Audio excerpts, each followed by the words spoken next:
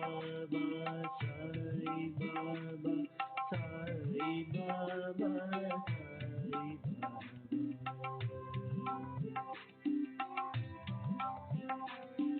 Sai Baba, Sai Baba, Sai Baba, Sai Baba.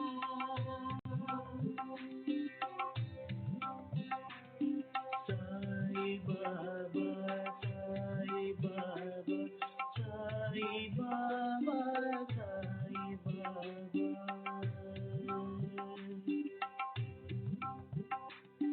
Sai Baba, Sai Baba, Sai Baba, Sai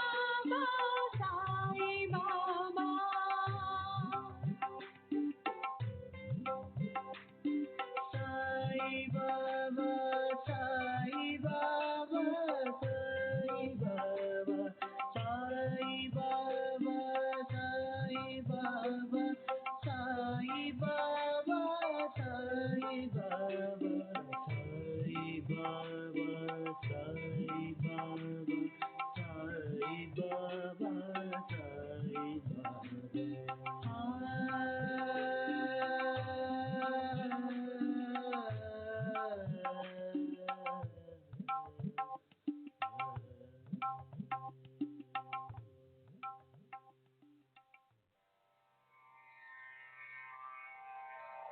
Shri सच्चिदानंद सद्गुरु साईनाथ महाराज की जय। सद्गुरु श्री साईनाथुनि शरद बाबूजी की जय।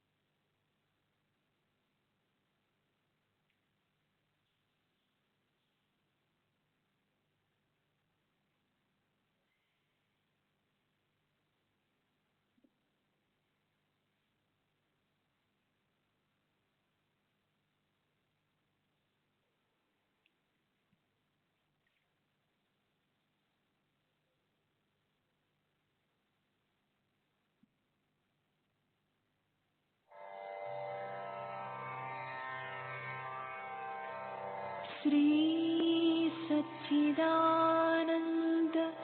सद्गुरु साईनाथ महाराज की जय। सद्गुरु श्री साईनाथुनि शरद बाबूजी की जय।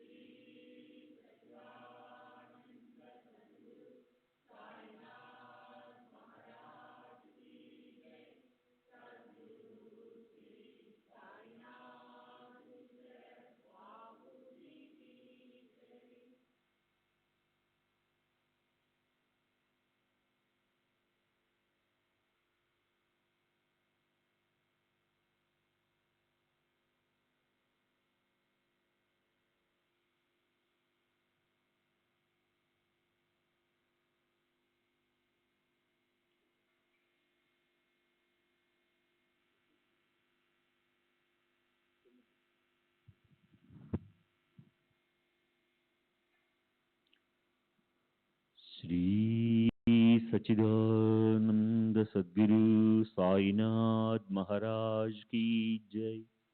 सद्गुरु श्री साईनाथ शरद बाबू जी की जय। శ్రీ సాయినాథాయ నమః. శ్రీ సాయిబాబా సత్య చరిత్ర 38వ అధ్యాయం. నిన్నటి తర్వాయి.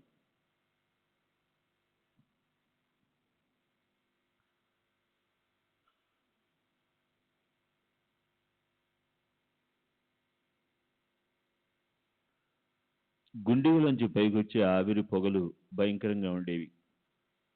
అప్పుడు బాబా కఫ్నీ చేతులు వెనక్కి జరిపి తమ చెయ్యి అందులో క్రింది వరకు పెట్టి కలిపేవారు. గిన్నెలో తొగతొగ ఉడుగుతూ దాన్ని కలపవలసిన అవసరం వచ్చినప్పుడు బాబా ఆశ్చర్యకరమైన అగాధ లీలను చేసి చూపేవారు. ఎక్కడి ఈ రక్తమాంసాలతో ఉన్న చేయి, ఎక్కడ ఈ భయంకరంగా ఉడికే గిన్నె. కానీ ఆయన చేతి మీద కాలిన చిహ్నం అసలు ఉండేది కాదు. మొహంలో భయం అనేది ఉండేది కాదు. భక్తుల తలపై పడే త్రితాపాలను వెంటనే దూరం చేసే వారికి అగ్నితో ఎలా బాధ కలుగుతుంది? ఆ చేతి మహిమ దానికి తెలీదా? రాతిపీట మీద పెసరపప్పు పోసి బాబా స్వయంగా ఏరేవారు. పొత్రం తీసుకుని స్వయంగా నూరి తమ చేత్తో పెసర వడియాలు పెట్టేవారు. అప్పుడు వాటిని నెమ్మదిగా గుండిగలో వదిలేవారు. గుండిగ అడుగంటకుండా చేత్తో తిప్పేవారు. తయారయ్యాక గుండిగ కిందకి దింపి అందరికీ ఆ ప్రసాదాన్ని పంచేవారు. అందరికీ ఎందుకు పంచడం? సాయిబాబా ముస్లిం. మరి అలాంటి అధర్మాచరణను లోకుల చేత ఆయన ఎందుకు చేయించేవారు అని శ్రోతలు అనొచ్చు. అంటే హిందువులచే ముస్లిం చేతి వంటను ఎలా తినిపించేవారు? ఈ శంకకు ఒకటే సమాధానం. సాయిబాబా వద్ద ధర్మాధర్మాల గురించిన నిజమైన వివేచన ఎప్పుడూ జాగృతమై ఉండేది. గుండిగలో వండిన పదార్థాన్ని అందరూ తినాలన్న దురాలోచన ఆయనకు అసలు ఎప్పుడూ ఉండేది కాదు. కానీ అది తమకు లభించాలన్న ఇచ్చ ఉత్పన్నమైన వారి కోరికను మాత్రమే ఆయన తీర్చేవారు. ఆయన ఎన్నడూ ఎవరిని మోసం చేయలేదు. అదీగాక ఆయన జాతి ఎవరికీ తెలియదు. మసీదులో ఉన్నారు గనక ముస్లిం అని అనేవారు. కానీ ఆయన ఆచరణ చూస్తే ఆయన నిజమైన కులం తెలిసేది కాదు. భక్తులు వారిని దైవంగా భావిస్తారు. వారి పాదదోడికి సాష్టాంగం చేస్తారు. అలాంటి వారి కులాన్ని పట్టించుకుని వారి పారమార్థిక ప్రాప్తి వ్యర్థం. ఇహలోకం పట్ల పరలోకం పట్ల ఉదాసీనంగా ఉంటూ వివేక వైరాగ్యాలే ఐశ్వర్యంగా కలవారి జాతిని ఎందుకు చూడాలి? జాతి స్థితులకి ధర్మాధర్మాలకి అతీతంగా ఉంటూ వృత్తి నిర్మలంగా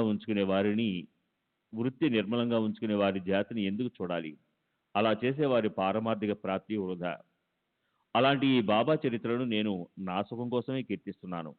వినాలన్న కోరిక ఉన్నవారికి వారి శ్రద్ధే తృప్తి కలిగిస్తుంది. సరే, ఈ కథానుసంధానం ఆగిపోయింది. దానికోసం కొంచెంగా వెనక్కి చూద్దాం. దాదా కేల్కర్ను ఉద్దేశించి పరిహాసంగా ఇప్పుడు బాబా అన్నదానిపై శ్రద్ధ పెట్టండి. కారం పులావ్ చేశాను, ఎలా ఉందో రుచి చూసావా?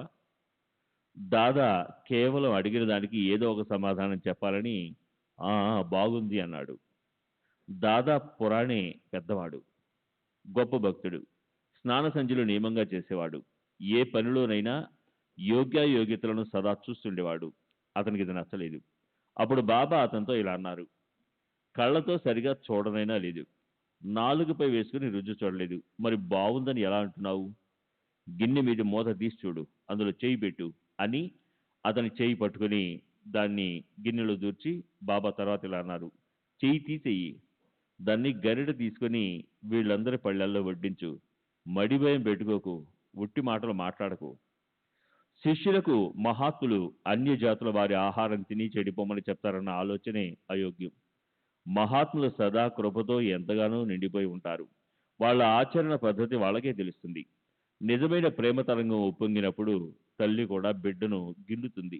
బిడ్డ ఏడిస్తే ఆమె దాన్ని తన గుండెలకు హత్తుకుంటుంది. మాంసం తినాలనుకున్న వారి కోరికనే బాబా నెరవేర్చేవారు. కానీ మనసుపై ఆధిపత్యాన్ని సంపాదించిన వారిని గౌరవ పురస్కరంగా దాన్ని ముట్టనిచ్చేవారు కాదు. అయినప్పటికీ గురువు ఆజ్ఞ పాటించాలన్న భక్తులు విచారపూర్వక నిర్ణయం అప్పుడప్పుడు ఎంతవరకు పోతుందంటే, జన్మంతా మాంసాన్ని ముట్టని భక్తుల నిశ్చయం చెలించేది. అంటే బాబా ప్రసాదమని అంటూ వారు నిషిద్ధాన్నాన్ని తినాలని అనుకునేవారు. నిజానికి అలా ఏ భక్తుడిని బాబా స్వయంగా తప్పుడు మార్గంలో వెళ్లేందుకు ప్రోత్సహించేవారు కాదు. సరే, క్రీస్తు శకం 1910 సంవత్సరానికి ముందు ఈ గుండిగలో అత్యంత ఉత్సాహంతో వండడం తరచూ జరిగేది. కానీ ఆ తర్వాత దాసగను పరిభ్రమణ ముంబై పట్టణానికి వచ్చింది.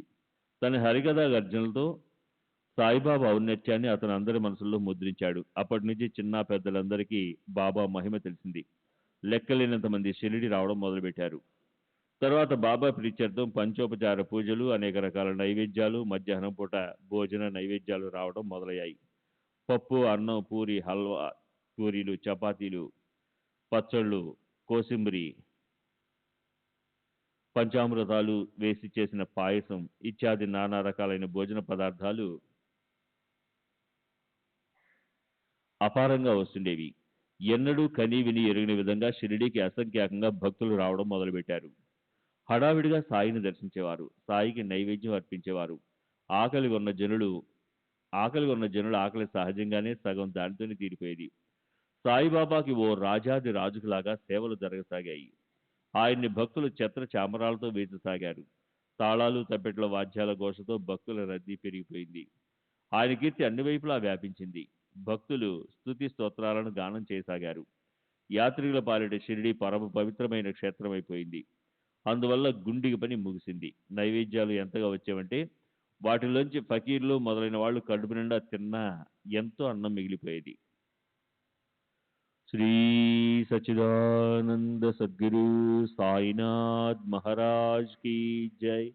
సద్గురు శ్రీ సాయినాథుని శరద్ బాబూజీ కీ జై.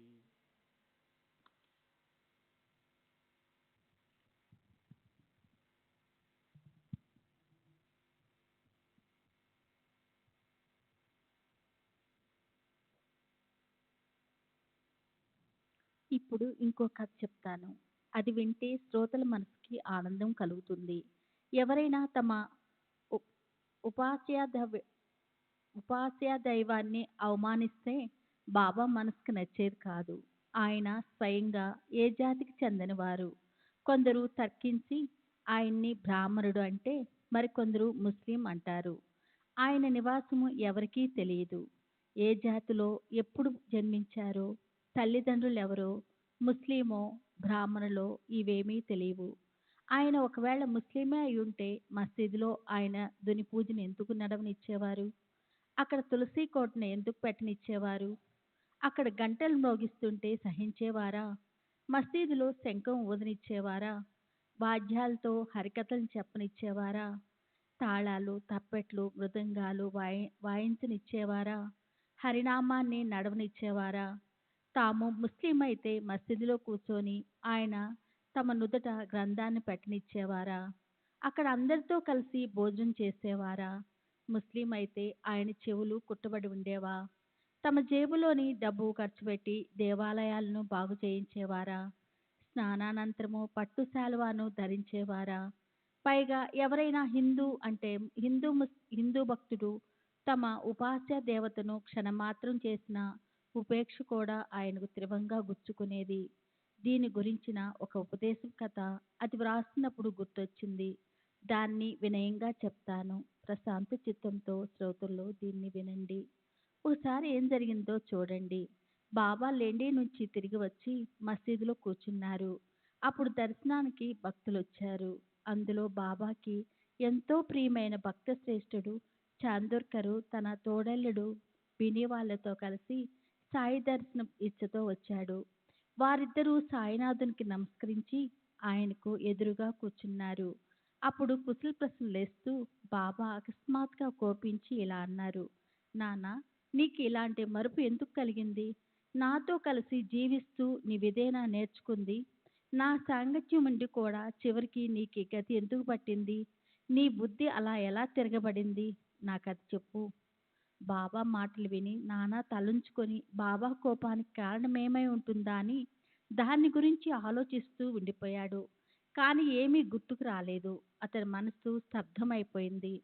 తప్పేమిటో కూడా తెలియలేదు. కోపానికి కారణము ఏమీ కనిపించలేదు. కానీ ఏ కారణం లేకుండా బాబా ఎవరినీ బాధ పెట్టేవారు కారు. అది కూడా అతనికి తెలుసు. కనుక అతను బాబా పాదాలను పట్టుకొని ఎన్నో రకాలుగా వినవించాడు.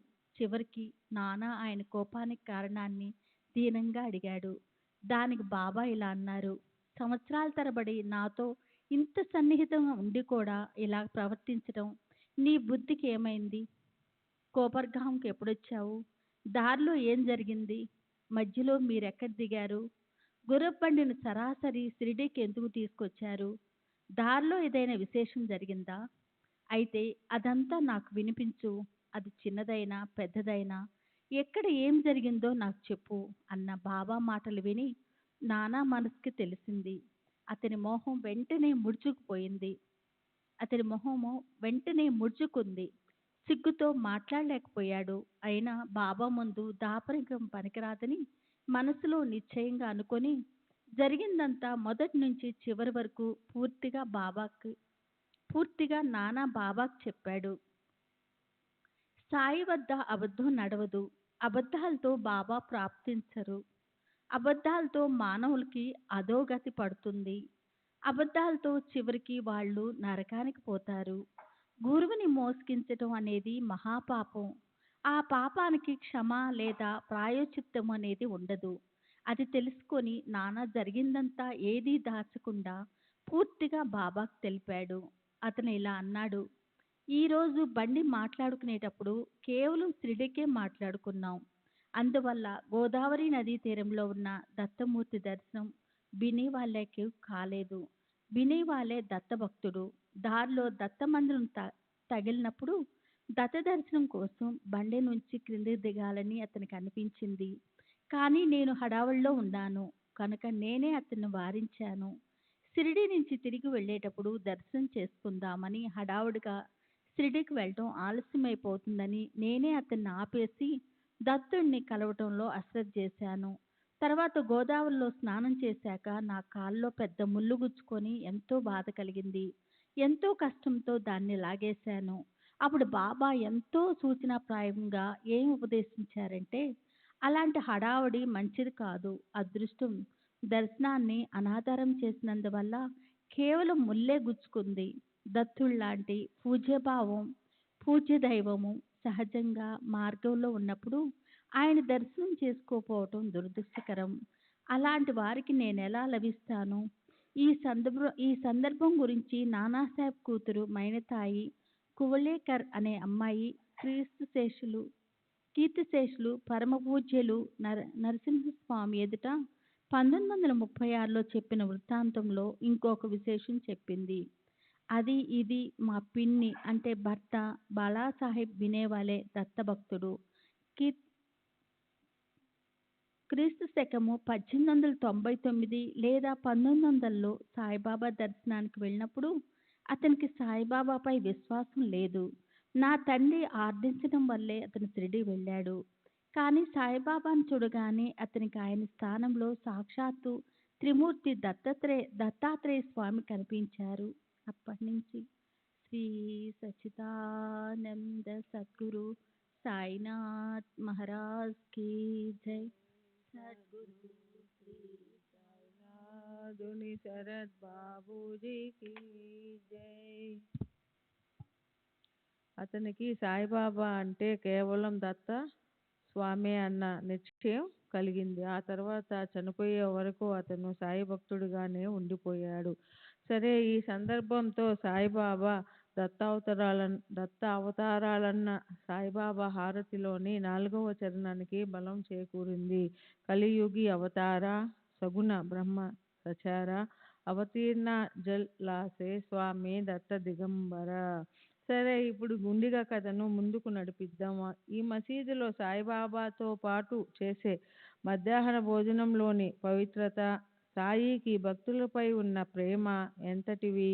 ప్రతిరోజు మధ్యాహ్న పూజ ముగిసి బాబా హారతి అయిపోయాక భక్తులు తిరిగి వెళ్ళేటప్పుడు బాబా వారందరికీ విభూది ఇచ్చేవారు. మసీదు అరుగు చివర ఆయన నిలబడి ఉండేవారు. ప్రాంగణంలో ఎదురు చూసే భక్తులు ఒక్కొక్కరు వచ్చి ఆయన పాదాలకి నమస్కరించేవారు. పాదాలపై తలను పెట్టి తను ఎవరెవరు ఎదుట నిలబడేవారో వారందరి నుదుటిపై సాయిబాబా విభూది పెట్టేవారు. అప్పుడు భక్తులందరినీ భోజనానికి మీ ఇళ్లకు వెళ్ళండి అని బాబా అనగానే ఆయన ఆజ్ఞను శిరసా వహించి భక్తులు తమ ఇళ్లకు తిరిగి వెళ్ళిపోయేవారు. తరువాత బాబా లోపలకు రాగానే మసీదులో రోజువారీ నియమాన్ని అనుసరించి తెరవేసేవారు. పల్లెల గిన్నెల చప్పుళ్ళు మొదలయ్యేవి. ప్రసాదాల పళ్ళాలు పోగయ్యేవి. సాయిబాబా హస్తస్పర్శతో పవిత్రమైన నైవేద్యం తిరిగి తమకు లభించాలని కొందరు భక్తులు ప్రాంగణంలో ఎదురు చూస్తూ కూర్చునేవాళ్ళు. ఇక్కడ బాబా గోడలోని గూటికి వీపు పెట్టి కూర్చున్నప్పుడు ఆయనకి 2 వైపుల వరుసగా భక్తులు పంక్తులు తీరేవారు. అందరికీ మహా ఆనందంగా ఉండేది. సాయి సమర్థుల ముందుకు తమ నైవేద్యాలను జరిపేవాళ్ళు. అప్పుడు ఆయన తమ చేతితో వాటన్నిటినీ ఒక పళ్ళెంలో కలిపేవారు. బాబా చేతి నుంచి ఒక్క మెతుకు లభించినా ఎంతో అదృష్టం. దానివల్ల తినేవారు సంపూర్ణంగా పవిత్రులవుతారు. వారి జీవితం పునీతమవుతుంది. వడలు, గారెలు, సజ్జభక్ష్యాలు, సాదా పూరీలు, చక్కెరతో కలిపిన అరటిపండు గుజ్జు, బూరెలు అంటే బియ్యపిండి లేదా గోధుమ పిండిలో బెల్లం కలిపి దాన్ని బిళ్ళలుగా చేసి నేతిలో వేయించిన పదార్థం, పేనీలు, రకరకాల కూరలు, పాయసం, కోసింబీరి అన్నీ చక్కగా పిసికి ఆ అన్నాన్ని బాబా ఈశ్వర అర్పణం చేసేవారు. పళ్ళాలు నింపి శ్యామ నాణాలతో అంటే నానా సాహెబ్ నిమోన్కర్ అందరికీ పంచేవారు. ఒక్కొక్కరిని ముందుకు పిలిచి తమ వద్ద కూర్చోబెట్టుకొని ఎంతో ఆనందంతో ప్రేమతో గొంతు దాకా భోజనం పెట్టేవారు. గుమగుమలాడే రుచికరమైన నెయ్యి, బొబ్బట్లు, పప్పు, అన్నాన్ని కలిపి ఆ మధురమైన మిశ్రమాన్ని బాబా అందరికి వడ్డించి సంతృష్టి పరిచేవారు. ప్రేమగా ఆ మిశ్రమాన్ని తిన్నప్పుడు ఆ ఆత్మానందంలోని మాధుర్యాన్ని ఎంతని వర్ణించెను. తిన్నవాళ్ళు వేలు నాకుతూ బయటకు వచ్చేవాళ్ళు, సంతృప్తి చెంది ఆనందించేవాళ్ళు. కొన్నిసార్లు బొబ్బట్లు, తీపి రొట్లు అంటే మట్టి పెంకు మీద చేసిన బొబ్బట్లు, కొన్నిసార్లు చక్కెర అద్దిన పూరీలు, కొన్నిసార్లు బాసుంతి, రవ్వ కేసరి, సజ్జభక్ష్యాలు, కొన్నిసార్లు రుచికరమైన బెల్లపు బొబ్బట్లు వడ్డించేవారు. పళ్ళెంలో కొన్నిసార్లు మంచి శ్రేష్టమైన బియ్యంతో వండిన అన్నం, దాని మీద మంచి ఒట్టిపప్పు, రుచికరమైన వెన్న నుంచి తీసిన నెయ్యి, చుట్టూరా రకరకాల కూరలు ఉండేవి. ఆవకాయ, అప్పడాలు, పెరుగు పచ్చడి, రకరకాల బజ్జీలు, పుల్లటి పెరుగు, మజ్జిగ, బెండకాయ పులుసు ఉండేవి. ఈ దివ్య అన్నం తినేందుకు లభించిన వారు ధన్యులు. సాయి లాంటి గుణవంతులైన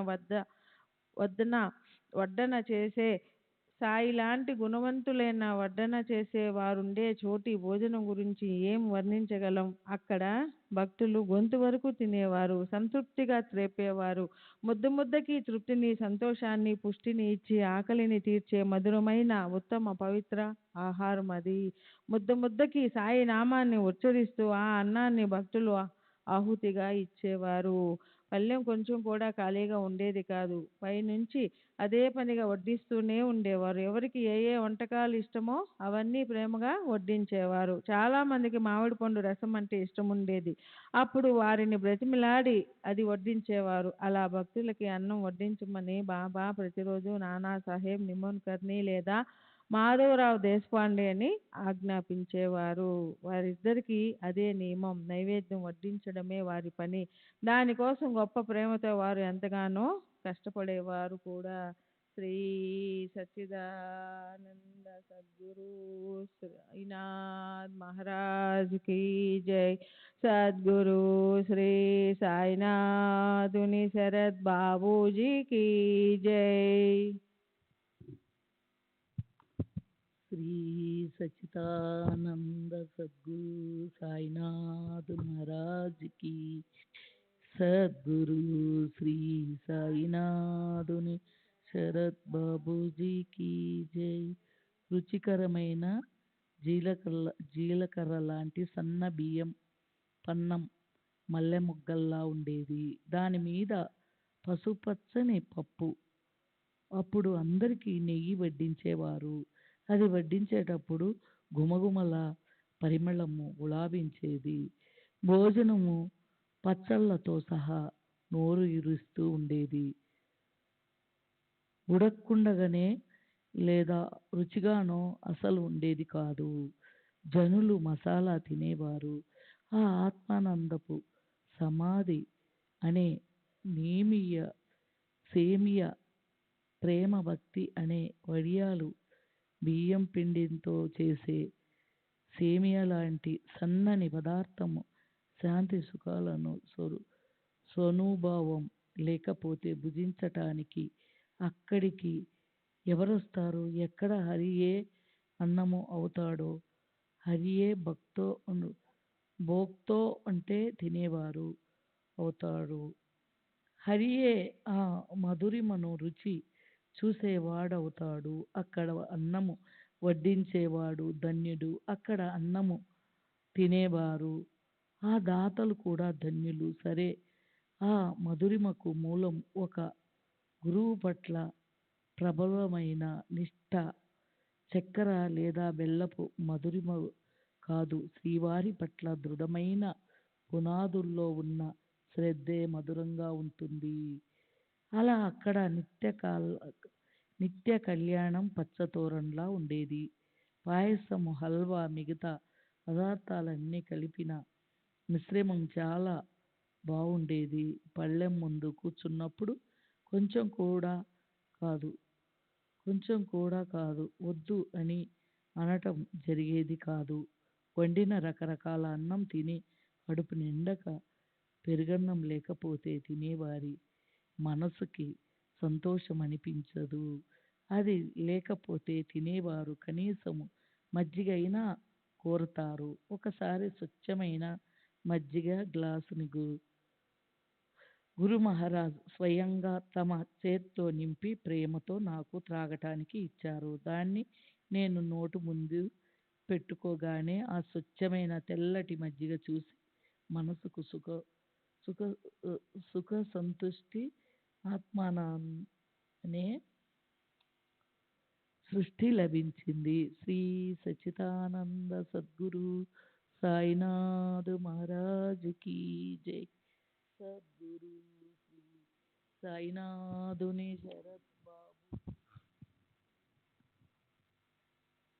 అసలే పిండి వంటలతో కడుపు నిండిపోయింది. మరి ఈ మజ్జిగ ఎలా తాగాలి అని ఊరికే తత్తాయిస్తూ సంశయంతో ఉన్నప్పుడు ఆ గుటక చాలా రుచిగా అనిపించింది.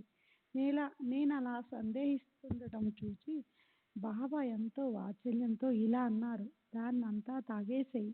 నాకు కూడా ఇలాంటి అవకాశం ఇక ఎప్పటికీ మళ్ళీ రాదు అనిపించింది కనుక నేను దాన్నంతా వెంటనే త్రాగేశాను.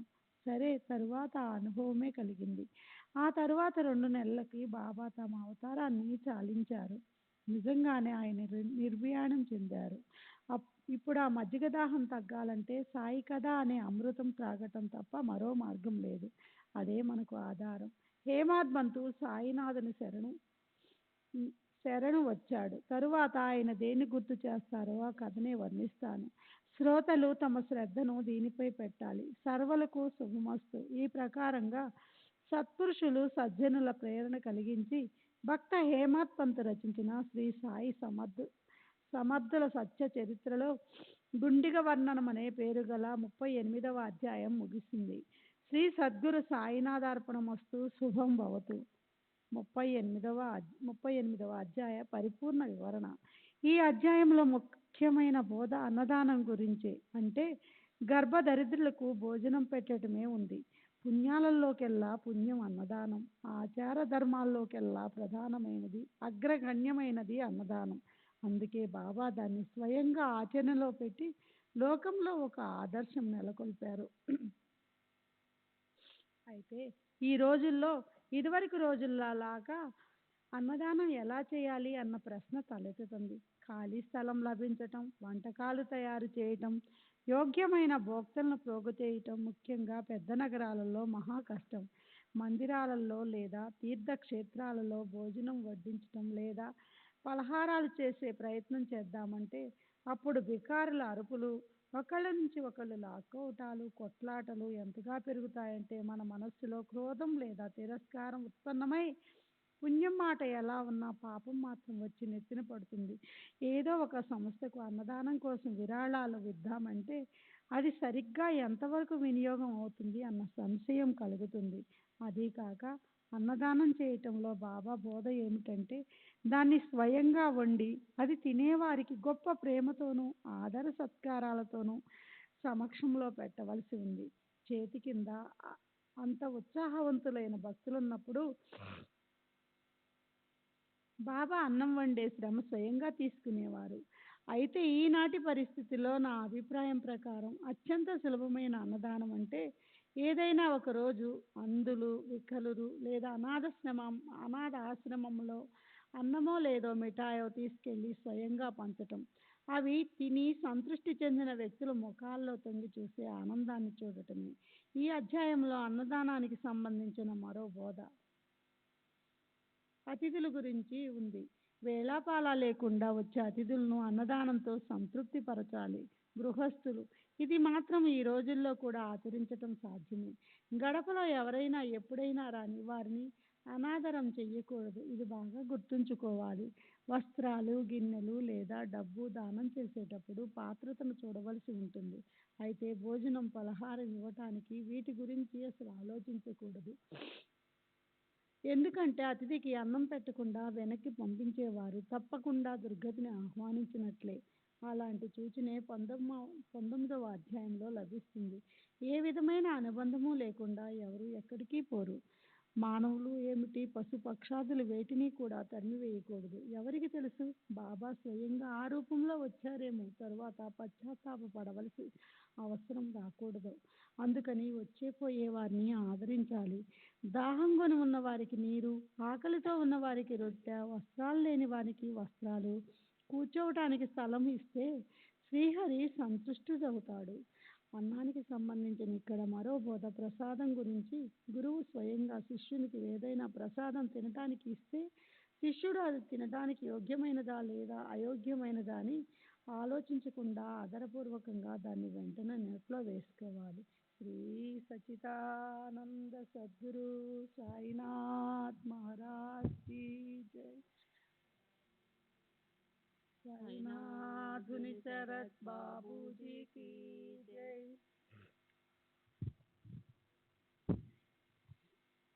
గురువు స్వయంగా ప్రసాదం ఇచ్చినప్పుడు అది తినటానికి యోగ్యమా అయోగ్యమా అన్న శంక శిష్యుల మనసుకు కలిగితే ఆ శిష్యులు తమకు వినాశనం కలిగించుకొని నరకంలో పడిపోతారు. మహాత్ములు శిష్యులను నిషిద్ధ పదార్థాన్ని తినమని చెప్తారన్న ఆలోచన కూడా అయోగ్యం. మహాత్ములు కృపతో ఎంతగానో నిండిపోయి ఉంటారు.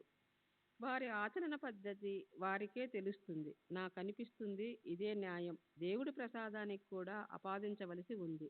మందిరాల్లోనూ లేదా శ్రీ సత్యనారాయణ పూజకి చక్కెర ఉండలో హల్వా ప్రసాదమో లభిస్తే గురువారం లేదా ఏకాదశి మొదలైన ఉపవాసాలు ఉన్నామని కొంతమంది వాటిని వెంటనే తినరు. ఆ రోజు రాత్రి లేదా మర్నాడు ఉపవాసం అయిపోయాక భోజన సమయంలో తిందామని ఓ పక్కన పెట్టేస్తారు. నా అభిప్రాయ ప్రకారం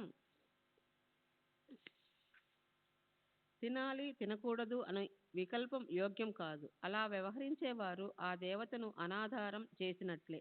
ఎంతో అదృష్టంతో లభించిన దైవ ప్రసాదాన్ని ఉపవాసం భగవంతు భంగమవుతుందని తినటాన్ని మానివేస్తారు. కానీ నాలుక కోర్కెను నెరవేర్చటానికి బజారులోంచి అడ్వర్టైజ్మెంట్లో మంచిదని చూపించే ఏ పదార్థాలనైనా సరే ఎలాంటి సంకోచం లేకుండా ఆ రోజే తినేస్తారు. అది యోగ్యము, ప్రశంసనీయము. అది కాక వ్యవహారిక సౌలభ్యం దృష్ట్యా కూడా ప్రసాదాన్ని అలా పక్కన పెట్టేయడం సరికాదు. దాన్ని చేత్తో పట్టుకుని ఇంటికి తీసుకెళ్ళటం, దాన్ని సురక్షితంగా ఓ చోట పెట్టటం అనేది ఓ విఘ్నం అన్నమాట మాత్రం నిజం. కానీ అప్పుడప్పుడు ఉపవాసం ముగిసే సమయంలో ఆ ప్రసాదం తినాలన్న విషయం స్మృతిపథంలోంచి తప్పుకుంటుంది. నేనైతే షిరిడీ ప్రసాదం వచ్చినా లేదా వేరే ఎక్కడి నుంచో ప్రసాదం లభించినా అది ఎలాంటిది, తినదగ్గ పదార్థమైనా కాదా అన్న ఆలోచన పెట్టుకోకుండా ఎలాంటి స్థితిలో ఉన్నా సరే వెంటనే లేచి నిలబడి ఆదరంతో బాబాని లేదా దానికి సంబంధించిన దేవుడికి నమస్కరించి దాన్ని నోట్లో వేసుకుంటాను. ప్రసాదం అనే అనుగ్రహం యొక్క ఆనందాన్ని దోచుకుంటాను. ఇంతకు ముందు కొన్ని అధ్యాయాల్లో అన్నానికి సంబంధించిన ఉత్తమ బోధ బాబా నుంచి వచ్చి ఉంది. అది క్లుప్తంగా ఇలా. శ్రీ సచ్చిదానంద సద్గురు సాయినాథ్ మహారాజ్ కి జై. సద్గురు శ్రీ సాయినాథ్ శరత్ బాబూజీ కి జై.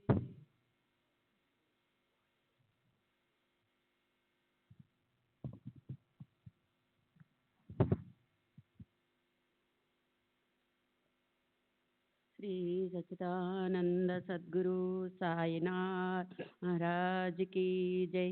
సద్గురు శ్రీ సాయినాథ్ శరత్ బాబూజీ కి జై. అన్నాన్ని అనాధారం చేయకూడదు. అన్నానికి విముఖకలం కాకూడదు.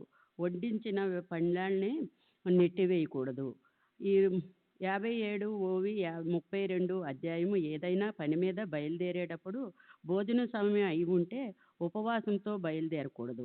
అలాగే ఎవరైనా ప్రేమతో రొట్టెముక్క ముందు పెడితే దాన్ని తిరస్కరించి బయలుదేరకూడదు. పైగా దాన్ని పూర్తిగా శుభశకునంగా కార్యనిర్విఘ్నకారంగా భావించాలి. 32వ అధ్యాయంలో దీని గురించి బాబా వనంలో కలిసిన వరుణజరి గురించిన సొంత అనుభవాన్ని చెప్పారు. హేమాడ్ పంతు 33వ అధ్యాయంలో అప్పాసాహెబ్ కులకర్ణి ఫకీరుని వెతుక్కోవడం కోసం బయలుదేరే సందర్భాన్ని వర్ణిస్తూ ఇదే చెప్పారు. అన్నం ఒంటరిగా తినడం మంచిది కాదు. 24వ అధ్యాయం 34వ ఓవి మన ఎదుట ఎవరైనా వ్యక్తి కానీ లేదా పశుపక్షాలు కానీ ఉన్న వారికి అందులోంచి కొద్దిగా అయినా ఇవ్వాలి. ఎవరు లేకపోతే బాబానే స్మరించుకొని ఆయనది కది అర్పించాలి. ఈ విషయం గురించిన నా బోధన 24వ అధ్యాయంలో బాబా స్వయంగా హేమాడ్ పంతుని శనగల గురించి పరిహాసం చేసినప్పుడు వస్తుంది. హేమాడ్ పంతు శ్రీకృష్ణుని స్నేహితుడు సుధాముని అసంఖ్యానం చెప్పి ఉత్తమ రీతిలో అందరి మనసుల్లోనూ దాన్ని ముద్రింపచేశారు. బాబా స్వయంగా ఎప్పుడూ ఉపవాసించలేదు, ఎవరిని ఉపవాసించలేదు, ఉపవాసం ఉంచనీయనూ లేదు. ఆయనే చెప్పేవారట, కాళ్ళు చేతులు ఇతర ఇంద్రియాలు శక్తివంతంగా ఉన్నప్పుడే దేవుడిపై భక్తి పెట్టగలము. కడుపులో అన్నం తడి లేకపోతే ఏ కళ్ళతో దేవుణ్ణి చూడాలి, ఏ వాక్కుతో మహిమను వర్ణించాలి, ఏ చెవులతో వినాలి? ఈ ఉపవాసం ఉండడం అనేదే పారమార్థిక ప్రాప్తిక ఓ సాధన, సాధ్యం కాదు. ఉపవాసించేటప్పుడు మనం శరీరానికి అనవసరంగా ఎంతో కష్టాన్ని కలిగిస్తాం. లేదా జడం ఉపవాసానికి యోగ్యమైన అరగని పదార్థాలని కడుపు నిండా తిని ఆరోగ్య స్వస్థతను మాత్రమే చెడగొట్టుకుంటాం. ఉపవాసం అంటే దైవం వద్ద ఉండడం. దానికి అర్థం శుద్ధ ఆచారాన్ని పాటించి ఈశ్వరుని సంతత చింతనలో రోజుని గడపడం. అది మనం చేయడమే లేదు. అందుకే ఉపవాసానికి బదులు బాబా అతిగా తినడం మంచిది కాదు, మితిగా తినడం సుఖకారకం అనే వ్యవహారిక ఉద్దేశంతో చేస్తూ ఉండేవారు. ఈ 19వ అధ్యాయంలో సంగమనేరుకు చెందిన రాధాబాయిని, 33వ అధ్యాయంలో గోఖలేబాయిని బాబా దీనికోసం ఉపవాసాన్ని నుంచి పరమ సుఖకరాలను చేశారు. మాంసాహారం గురించి బాబా ఎప్పుడూ అది తినవద్దని బహిరంగంగా చెప్పలేదు. దాన్ని అలవాటుగా తినేవారికి మాంసాహారం తినవద్దని చెప్పలేదు. పైగా వారికి ఇష్టమైన ఆ భోజనాన్ని స్వయంగా వండి ప్రసాదంగా దాన్ని వారికి పంచేవారు. బహుశా దానికి 2 కారణాలు ఉండవచ్చు. ఒకటైతే హిందూ ముస్లింల ఐక్యతను సాధించడం కోసం ఆయన ముస్లిం వేషం ధరించి ఉండవచ్చు. అప్పుడు ఆ వేషానికి మాంసాహారమే ఉచితమైనది. రెండవది ఏమిటంటే ధర్మంలోనే తత్వాన్ని లోతుగా ఆలోచిస్తే ఇలా నిశ్చయం కలుగుతుంది. పరమార్థాన్ని సాధించడం కోసం మాంసాహారం తీసుకోకపోవడం ఓ సాధన అవుతుంది. అది అంతిమ ధ్యేయం కాదు. వేదాల్లోనూ ఎన్నో సూక్తుల్లోనూ విశ్వామిత్రుడిలాంటి క్షత్రియ ఋషి చెప్పాడు, జగత్తులో ఉంటేనే మహాబ్రహ్మ జ్ఞానిగా ప్రసిద్ధి చెందిన జనక మహారాజు క్షత్రియుడే. ఆయన మాంసాహారాన్ని విసర్జన చేయలేదు. మన సుఖం కోసం ఇతర ప్రాణులను హత్య చేయకూడదన్న ఈ అహింస తత్వం కోసము మాంసాహారం వల్ల రజోగుణము తమోగుణము పెరిగి ఉపవాసనములో ఏకాగ్రత సాధించడంలో అవంతరాలు వస్తాయి. కనుక పరమార్థాన్ని మార్గంలో ఉండేవారికి శాకాహారమే యోగం. అలా చేయకపోతే మోక్షమే ప్రాప్తించదు అని అనడం లేదు. మాంసాహారం తీసుకునే వారిని అల్పంగా చూడడం మాత్రం సరికాదు. లేకపోతే మహమ్మదీయ పైగంబర్ యేసుక్రీస్తు లాంటి మహాదృష్టులు మాంసాహారం పూర్తిగా పరిపాటంగా ఉన్న ఇతర ధర్మాల్లో పుట్టి ఉండేవాళ్ళు కాదు. అదీకాక మన భారతదేశంలో మాంసాహారాన్ని వర్ణించే జాతివారు అలా చేయడం మాత్రం అహింసా తత్వాన్ని పాటించడం కోసమా, లేక రజోత్తమ గుణాలను పెరగకూడదన? వీరు శాకాహారులు. వారు అనాథకాలం నుంచి వచ్చే సాంప్రదాయం వల్ల శాకాహారులు. వారు మాంసాహారాన్ని ఎన్నడూ రుచి చూడలేదు. అందుకే వాళ్ళు ఆ మాంసాహారాన్ని అసహించుకుంటారు. ఈ రోజుల్లో వారిలోని ఎందరో యువకులు మాంసాహారం రుచి తగలటం వల్ల హోటళ్లకు వెళ్ళి దాన్ని తింటున్నారు. అలాగే ఓ, శాకాహారాలనబడే వారి అన్నంలో వచ్చే మిర్చి, మసాలాలు, వేపుళ్ళు, తీపి మిఠాయిలు, లడ్లు, శ్రీకడ లడ్డుల్లాంటి వంటకాలు ఒకవేళ అహింసతో కూడినట్టువే అయినా అవి రజో రజోత్తమ గుణాలను పెంచి పారమార్థిక సాధనలో అవాంతరాలు తప్పకుండా తీసుకొస్తాయి. శ్రీ సచ్చిదానంద సద్గురు సాయినాథ్ మహారాజ్ కీ జై. సద్గురు శ్రీ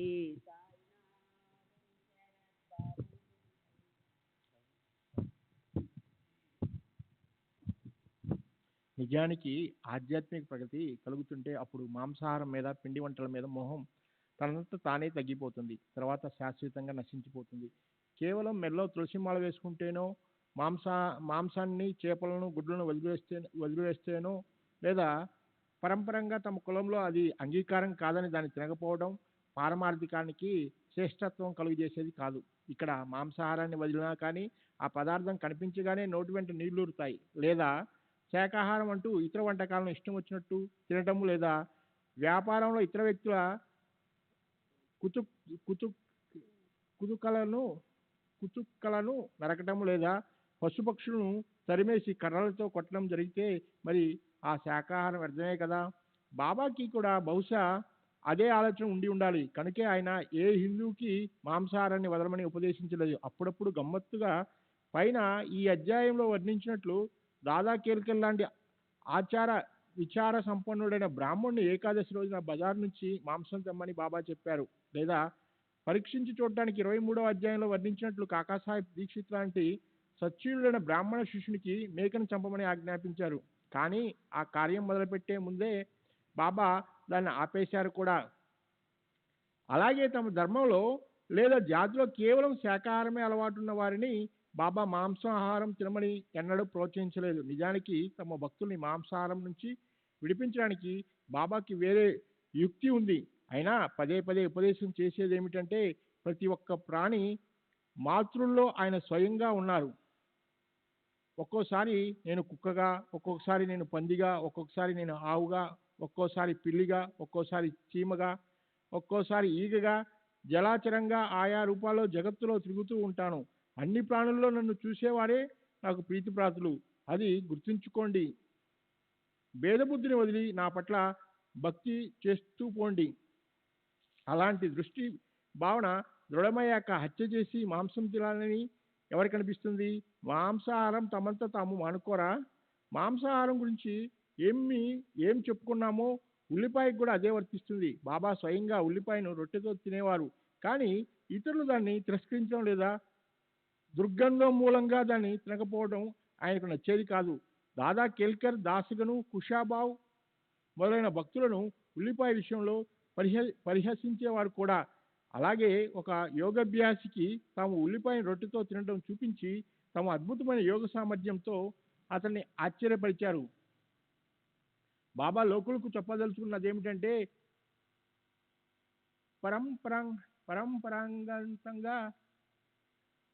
పరంపరాగతంగా లేదా మిథ్యాకల్పంతోనూ మీరు ఉల్లిపాయ, వెల్లుల్లిపాయ లాంటి ఆయుర్వేదంచే ప్రశంసించబడినవి, శక్తి ఆరోగ్యాలను ప్రసాదించేవి, చౌకగా సహజంగా లభించేవి అయిన ఆహార పదార్థాల వైపు విముఖులవుతున్నారని. ఇది ఎంత నిజము? పేదలు, శ్రమ చేసే రైతులు ఉల్లి రొట్టెని బరువైన నాగల్ని నడిపిస్తారు. ఎవరైనా స్పృహ తప్పినప్పుడు మనం ఉల్లిపాయ కోసం పరుగులు పెట్టడం లేదా? పాశ్చాత్యులు వెల్లుల్లిని హృద్రోగంలోనూ రక్తపోటులోనూ ఎంతో గుణకారి ఔషధం అని పరీక్షించిన తర్వాత వెల్లుల్లితో చేసిన ఎంతో ఖరీదైన మాటలు కొనుక్కోవడం లేదా? ఈ అధ్యాయంలో 3వ గొప్ప బోధ సర్వదేవతల ఐక్యత గురించి ఉంది. షిరిడి సాయిబాబా దర్శనానికి తొందరపడుతూ తన తోడల్లుడు బీనీవాలేని దానిలోని దత్తమందిరంలో దత్తాత్రేయ దర్శనానికి దిగనివ్వలేదని నానాసాహెబ్ చందోర్కర్ మీద బాబా కోపించారు. అది ఈ బోధన చేయటానికే. ఆయన ఇలా అన్నారు: సమస్త దేవీ దేవతలు ఒక్కటే, కానీ జనులు వారిని వేరువేరు పేర్లతో పిలుస్తారు. అందుకని ఇతర దేవతలను అవమానించకూడదు. 28వ అధ్యాయంలో మేఘుడు బాబాని పూజించడం కోసం ద్వారకామాయికి వచ్చి ఖండోబా గుడి తలుపులు వేసి ఉన్నాయని, ఆ పూజ చేయకుండా వస్తాడు. అప్పుడు బాబా అతనితో తలుపులు తెరిచే ఉన్నాయని చెప్పి ఆ పూజ చేయటానికి అతన్ని తిప్పి పంపిస్తారు. తిరిగి వచ్చాక అప్పుడే తమ పూజను చేయనిస్తారు. ఈ తత్వానికే మరొక బోధ ఏమిటంటే అది బాబా ఎప్పుడూ ఉపదేశించిందే. శ్రీ సచిదానంద సద్గురు సాయినాథ్ మహారాజ్ కి జై. సద్గురు శ్రీ సాయినాథ్ కి జై.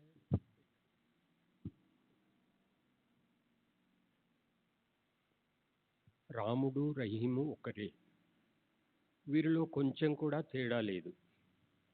మరి వారి భక్తులు ఎందుకిలా పట్టుదలలు వహించి ఒకరితో ఒకరు శత్రువుల్లా ప్రవర్తించాలి? మీరెంత మూర్ఖులు! హిందూ ముస్లింల మధ్య సత్సంబంధాలు నెలకొల్పండి. చక్కని ఆలోచనలను మనసులో దృఢం చేసుకోండి. అప్పుడే అవతలి తీరానికి చేరుకుంటారు. రతన్జీ లాంటి పార్షీ భక్తుల్ని తమ దగ్గరకు చేరతీశారు. క్రీస్తు ధర్మాన్ని ఆయన ఆదరించమని బోధించారు. ఆయన హయాంలో చక్రనారాయణ అనే పేరుగల క్రిస్టియన్ని ఫౌజీదార్ నేరస్తులను గురించి విచారించడానికి నియమించబడ్డ అధికారిగా రెహతాలో నియమించారు. అది విని ఆయన సన్నిహిత హిందూ భక్తుడొకడు బాబాతో ఇలా అన్నాడు: బాబా, రెహతాకి ఇప్పుడు ఒక క్రిస్టియన్ ఫౌజ్దారు వచ్చాడు. దానికి బాబా, అయితే ఏం, అతను నాకు సోదరుడు అని అతని నోరు మూశారు. ఈ ప్రకారంగా ఈ అధ్యాయంలో అన్నదానం, సర్వదేవతల ఐక్యత, దానిపై సర్వధర్మాల ఏకాత్మత, ఈ విషయాల గురించి ఎంతో అమూల్యమైన బోధను బాబా మనకు ప్రసాదించారు. 39వ అధ్యాయం గీతా విశిష్ట శ్లోక అర్థ నివేదన, అలాగే సమాధి మందిర నిర్మాణం. శ్రీమద్ భగవద్గీతలోని 4వ అధ్యాయం 34వ శ్లోకానికి అర్థం చెప్పడం, సమాధి మందిరాన్ని నిర్మించడం.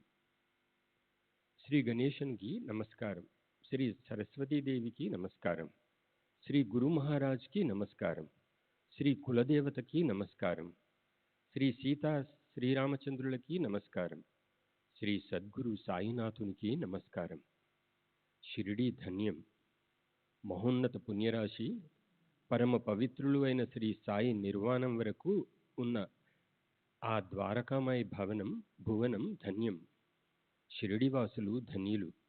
వారి కోసం బాబా ఎంతో దూరం నుంచి ఏదో ఒక వంకతో వచ్చి వారిని రుణగ్రస్తుల్ని చేసి అక్కడే ఉండిపోయారు. షిరిడి గ్రామం అసలే చిన్నది, కానీ సాయిబాబా సాన్నిధ్యం వల్ల అది ఆ తరువాత ఔన్నత్యాన్ని సంతరించుకుంది. ఆయన వల్లే ఎంతో పవిత్రతను పొందింది. ఆయన వల్లే అది తీర్థక్షేత్రమైంది. ఆ షిరిడీలోని స్త్రీలు ధన్యులు. వారి అనన్య శ్రద్ధ కూడా ధన్యం. స్నానం చేసేటప్పుడు, విసిరేటప్పుడు, ధాన్యం దంచేటప్పుడు వారు అసామాన్యులైన సాయిబాబా గీతాలు పాడుతుండేవారు. వారి ప్రేమ ధన్యం. వారి గీతాలు ఎంతో ఉత్తమమైనవి. వాటిలో కొన్ని మరీ ఉత్కృష్టమైనవి. ఆ గీతాలు వింటే మనసుకు శాంతి, సౌఖ్యం లభిస్తుంది.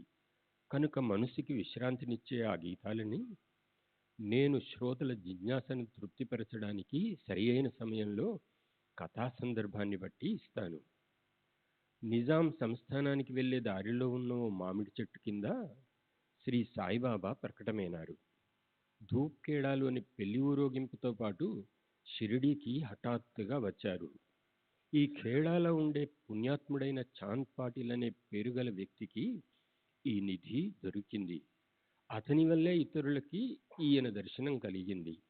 ఆ పాటిల్ గుర్రం తప్పిపోవడం, సాయిబాబాకి అతనికి అనుబంధం ఏర్పడడం, అతనిచే ఆయన చిలుం త్రాగించడం, అతని గుర్రాన్ని లభింపచేయడం, అలాగే చాంద్భాయి భార్య మేనల్లుడి పెళ్ళవడం, అతనికి షిరిడికి చెందిన అమ్మాయి పెళ్లి కూతురుగా దొరకడం, పెళ్లి ఊరేగింపు, పెళ్లి కూతురు గ్రామానికి రావడం, ఈ విషయాల గురించిన పూర్తి కథను శ్రోతలకు మొదటే చెప్పాను.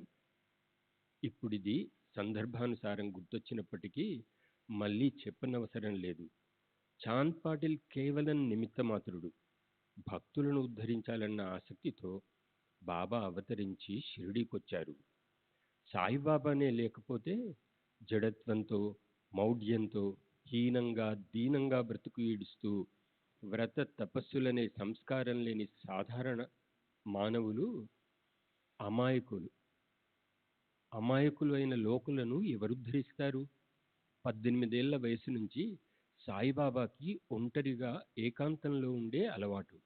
రాత్రివేళ ఎక్కడైనా సరే భయమన్నది లేకుండా ఆయన నిద్రించేవారు.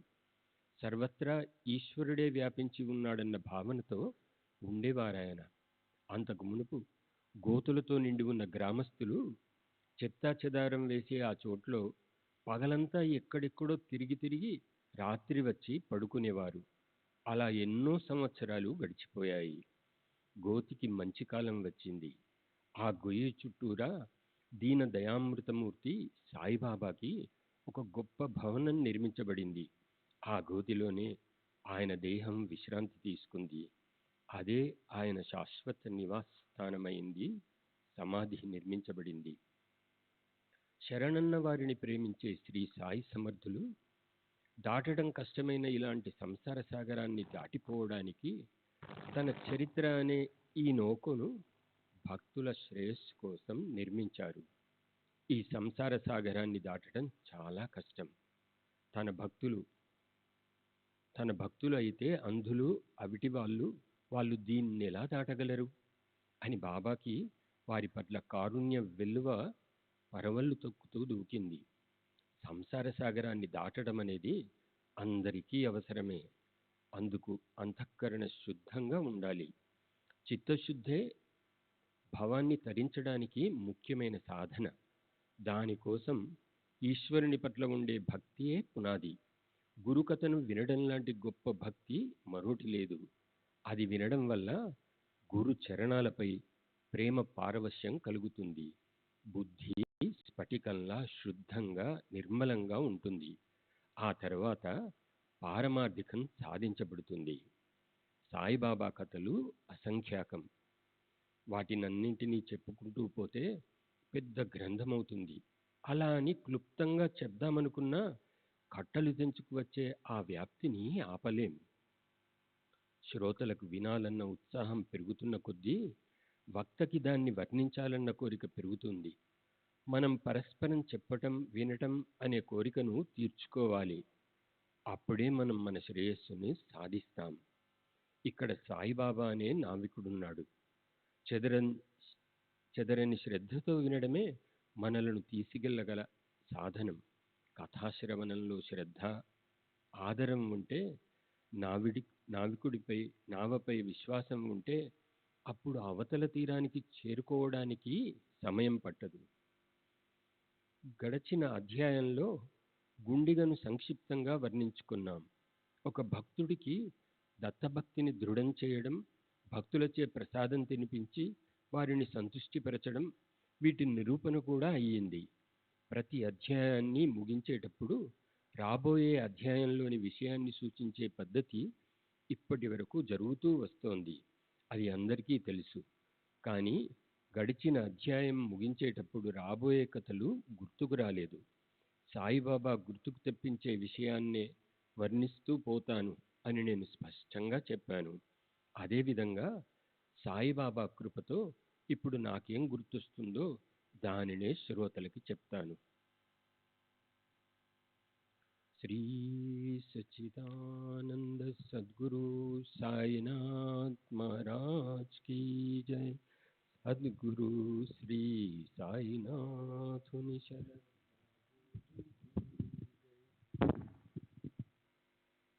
అయినా అవంతరాలను దూరంగా నెట్టేసి శాంత చిత్తంతో ఇటువంటి లక్ష్యం పెడితే మనసుకి ఆనందం కలుగుతుంది అని శ్రోతలకు విన్నపం చేస్తున్నాను.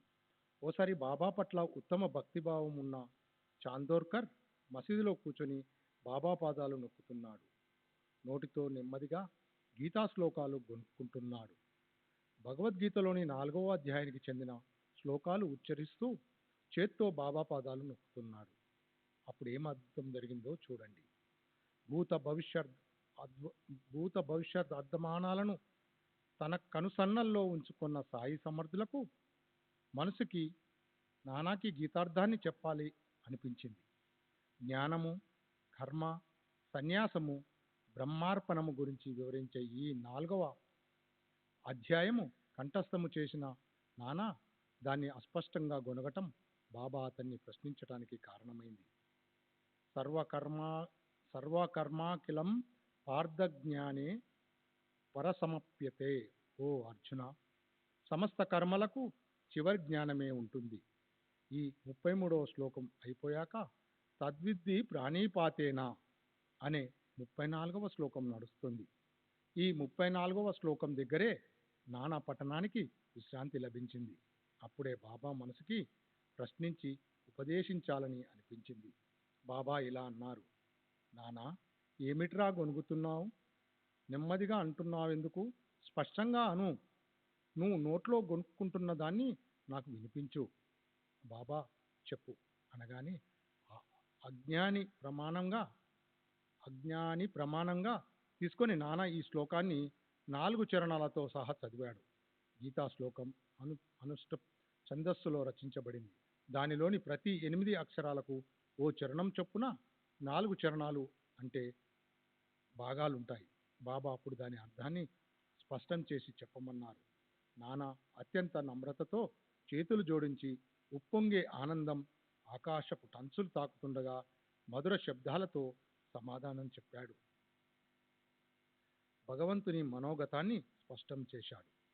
ఇప్పుడు శ్రీ సాయిబాబా కీర్తిశేషులు నానాసాహెబ్ చందోర్కర్ లా సంవాదం అందరికీ స్పష్టమవ్వటానికి భగవద్గీత శ్లోకంలోని ప్రతి ఒక్క అక్షరాన్ని యథాతథంగా పరిశీలిద్దాం. ప్రశ్నలోని మర్మాన్ని తెలుసుకోవటానికి, అలాగే మహాత్ముల మనసులోని భావాన్ని తెలుసుకోవటానికి అలా ప్రారంభిస్తే దానివల్ల శ్లోకార్థం బాగా స్పష్టమవుతుంది. అసలే సంస్కృత భాషను అర్థం చేసుకోవటం కష్టం. అది సాయిబాబాకి సులభతరం ఎలా అయింది? అది కాక ప్రశ్న విషయాన్ని అనుసరించి అని లోకులు ఆశ్చర్యంతో ఇలా అనసాగారు. నిజంగా మహాత్ముల జ్ఞానానికి పరిమితి మనకు తెలియదు. సాయిబాబా సంస్కృత భాషను ఎప్పుడు నేర్చుకున్నారు? గీతను ఎప్పుడు చదివారు? ఆ గీతార్థంలోని మర్మాన్ని తెలుసుకోగల ఓ పండితుడిలా ఎలా ప్రశ్నించగలిగారు? శ్రోతల తృప్తి కోసం వారికి మూల శ్లోకంలోని భావములను చెప్పాలని చర్చని బలపరిచేందుకు భగవంతుని మాటలను అక్షరాల ఇక్కడ ఇస్తున్నాను. శ్లోకం: తద్విద్ది ప్రాణీపాతేన పరిప్రశ్నేనా సేవాయ ఉపదేక్షంతి తే జ్ఞానం జ్ఞానీనా తత్వదర్శినః. ఇది గీతలోని మూల శ్లోకం. టీకాకారులు ఎంతోమంది ఉన్నారు. వారి భాషను అనుసరించి ఈ శ్లోకానికి అర్థం చూస్తే అందరి అభిప్రాయం ఒకటే. నానా కూడా బహుశ్రుతుడు. అతను గీత పైన భాష్యాలను సుదీర్ఘకాలం అభ్యసించాడు. ఆ శ్లోకంలోని ప్రతి ఒక్క శబ్దానికి అతను అర్థం చెప్పసాగాడు. వినయపూర్వకంగా, నమ్రతతో, రసపూర్వకంగా, మధుర శబ్దాలతో శ్లోకాలకు అన్వయంతో సహా పద్యాలలోని మాటలను గద్యంలో చెప్పటం, అర్థాన్ని గుర్తుకు తెచ్చుకొని చెప్పటానికి సిద్ధపడ్డాడు. అతనిలా అన్నాడు: గురు చరణాలకు సాష్టాంగ నమస్కారం చేసి గురు సేవకు తమ ప్రాణాలని కూడా విక్రయించి గురువుని ఆధారపూర్వకంగా ప్రశ్నించే వారికి జ్ఞానులు జ్ఞానాన్ని అర్ధసహితంగా ఉపదేశిస్తారు. అంటే తత్పర్యం కృపామూర్తి శ్రీకృష్ణుడు ప్రేమతో అర్జునుడితో అన్నదిదే. అర్జున, గురుసేవ, గురువందనం ఇవే జ్ఞానాన్ని ప్రాప్తింపజేసివి. నీవి మార్గంలో పోతే తత్వాన్ని తెలుసుకోగల జ్ఞానులు నీకు జ్ఞాన మార్గాన్ని చూపిస్తారు. బాబా, నాకు తెలిసిన అర్థం ఇదే. శంకరాచార్యులు, ఆనందగిరి, శంకరానందులు, శ్రీధరులు, మధుసూదనులు, నీలకంఠులు వీరంతా తమ భాష్యంలో భగవంతుని ఉపదేశాన్ని ఈ పద్ధతిలోనే చెప్పారు. మొదటి 2 చరణాల్లోని అర్థాన్ని బాబా అంగీకరించారు. కానీ శ్లోకంలో 2వ సగం అంటే మిగిలిన 2 చరణాల గురించి చర్చించటానికి బాబా ఏమన్నారో వినండి. అప్పుడు చకోరల్ లాంటి ఇతర భక్తులు కూడా సాయి ముఖం అనే చంద్రుడి వైపు లక్ష్యం పెట్టి అక్కడ నుండి జాలువారే అమృత కణాలను సేవించటానికి నోలు తెరిచి కూర్చున్నారు. బాబా ఇలా అన్నారు: నానా, శ్లోకంలోని 3వ చరణం మళ్ళీ పూర్తిగా గుర్తు తెచ్చుకో. జ్ఞానం అనే శబ్దం వెనుక అవగ్రహం ఆ అని లోపించినట్లు చూపించే చిహ్నం పెట్టు. అప్పుడు ఆ చరణానికి అర్థం చెప్పు. నేనేమైనా తలకిందులుగా మాట్లాడి శబ్దమేమోనని అనవసరంగా అనుకోకు. జ్ఞానులు శ్రీ సచిదానంద సద్గురు సాయినాథ్ మహారాజ్ की जय.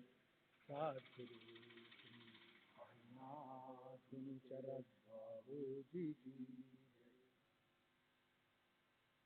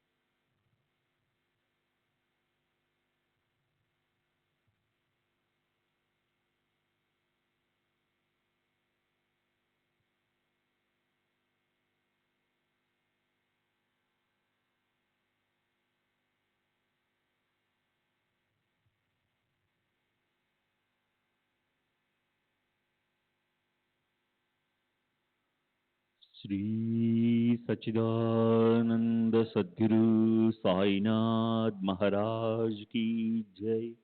सद्गुरु श्री साईनाथ शरद बाबू जी की जय.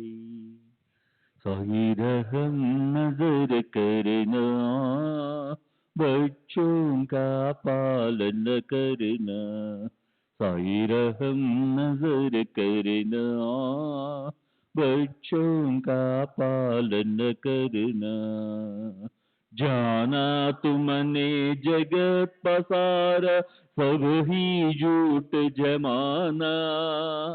जाना तुमने जगत पसारा, सब ही झूठ जमाना. साई रहम नजर करना, बच्चों का पालन करना. साई रहम नजर करना, बच्चों का पालन करना. मैं अंधा हूँ बंदा पुकार, मुझसे पथ दिखलाना. मैं अंधा हूँ बंदा पुकार, मुझसे पथ दिखलाना. साई रहम नजर करना, बच्चों का पालन करना. साई रहम नजर करना, बच्चों का पालन करना। दासगणों कहे अब क्या बोलूं, थक गई मेरी रसना। दासगणों कहे अब क्या बोलूं, थक गई मेरी रसना। साई रहम नजर करना, बच्चों का पालन करना। साई रहम नजर करना, बच्चों का पालन करना। रहमो नजर करो अब मोरे साई, तुम बिना नहीं मुझे माँ बाप बाई। रहमो नजर करो मैं अंधा हूँ बंदा तुम्हारा, मैं अंधा हूँ बंदा तुम्हारा।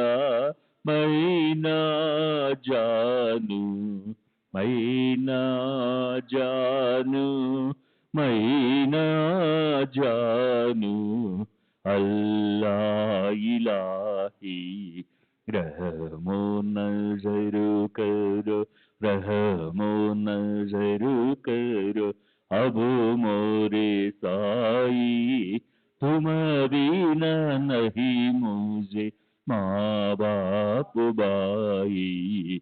रहमो नजर करो काली जमाना मैंने गमाया, काली जमाना मैंने गमाया।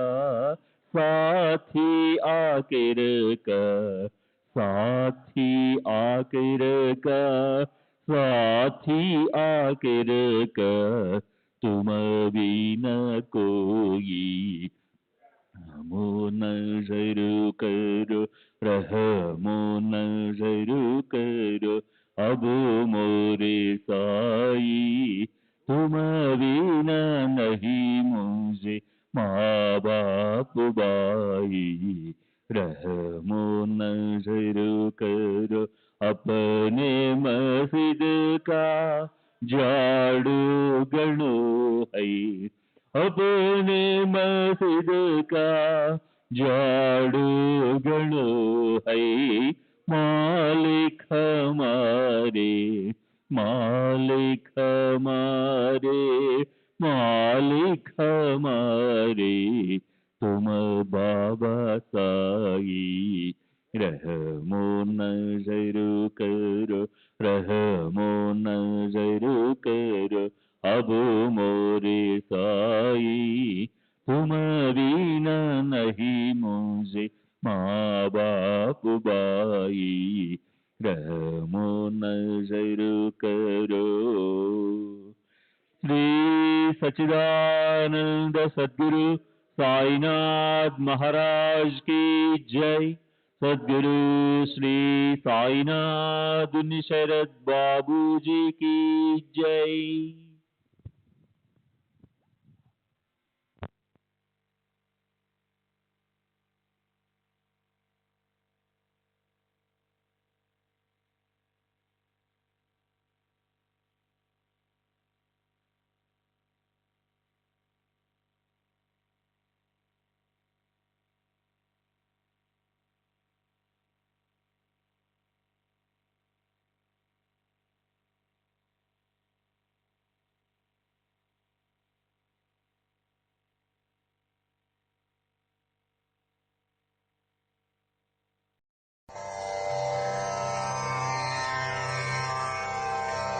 श्री सच्चिदानंद सद्गुरु साईनाथ महाराज की जय। सद्गुरु श्री साईनाथुनि शरद बाबू जी की जय।